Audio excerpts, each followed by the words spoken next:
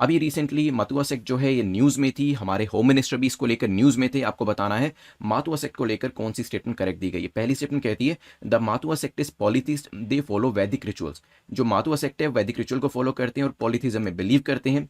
Harichandra Thakur from the Matua sect of Hindu, तो यहाँ पे फाउंडर का नाम दिया हुआ है हरिचंद्र ठाकुर, करेक्ट हो सकता है। Matua Mahasangha is a religious reformation movement that originated around 1860 AD. Time period दिया हुआ है कि एक महासंघ है और कब इसको रिफॉर्म किया गया था, कब इसको बनाया गया था। आप कमेंट सेक्शन में इसका आंसर करें।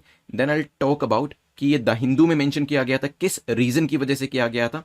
आप आंसर करें मीनवेल इसका। चलिए आंसर आने शुरू हो गए और यहाँ पे एन के राजपूत ने करेक्ट आंसर भी कर दिया, पुष्पेंद्र प्रजापति ने भी करेक्ट आंसर किया। द हिंदू के अंदर CAA को लेकर ये न्यूज में था और CAA will be implemented and Matuas will get the citizenship. तो यहाँ पे जो होम मिनिस्टर हैं मिस्टर अमित शाह, उनकी भी स्टेटमेंट आई थी कि मातुआ को सिटीजनशिप दी जाएगी। मातुआ लोग जो हैं दे फॉलो द वैदिक रिचुअल्स, ये बात तो बिल्कुल ठीक है। हाइम्स को सिंग करते हैं, उनका प्रेयर्स करने का स्टाइल एक अलग है, मेडिटेशन में बिलीव करते हैं, काफी शांतिपूर्ण सेक्ट है ये। लेकिन दे बिलीव इन मोनोथिज्म, मोनोथिस्ट होते हैं, पॉलिथिस्ट नहीं है, हालांकि वैदिक रिचुअल्स को वो फॉलो करते हैं। तो फर्स्ट स्टेटमेंट आपकी इनकरेक्ट हो जाती है, बट यस फाउंडर का नाम हरिचंद ठाकुर जो है वो करेक्ट दिया गया है यहाँ पर।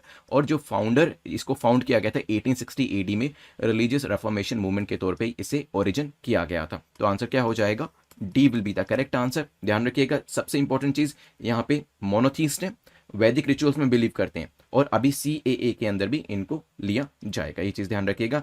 This was the important news जो कि आपकी द हिंदू के अंदर आई गई थी, ठीक है। मातुआ एक लोकल हिंदू रिलीजियस सेक्ट है जिसको कि हरिचंद ठाकुर गोपालगंज के उन्होंने फाउंड किया था, ठीक है।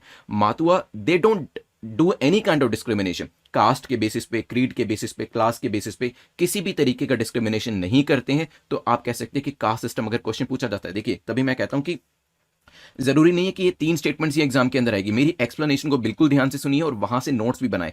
पूछा जा सकता है कि जो मातुआ लोग हैं ये पॉलिथिज्म में बिलीव करते हैं। Second statement, there is a caste hierarchy in Matua, but that statement will be incorrect, क्योंकि एक स्टेटमेंट ऐसे बन के आ सकती है कि they believe in caste hierarchy, but मैंने अभी आपको बताया कि कास्ट, क्रीड, इस बेसिस पे वो यहाँ पे सेग्रीगेशन नहीं करते। कास्ट हो, क्रीड हो, क्लास हो, यहाँ पे कोई भी डिस्टिंक्शन नहीं किया जाता, ठीक है। They believe that everyone is a child of God, उनका मानना यह है कि हर व्यक्ति जो है वो भगवान का ही बच्चा है, ठीक है। ये चीज ध्यान रखिएगा। Love is the only way to understand God, ये भी उनकी फिलॉसफी है। ये चीजें आपको इंपॉर्टेंट ध्यान रखनी है।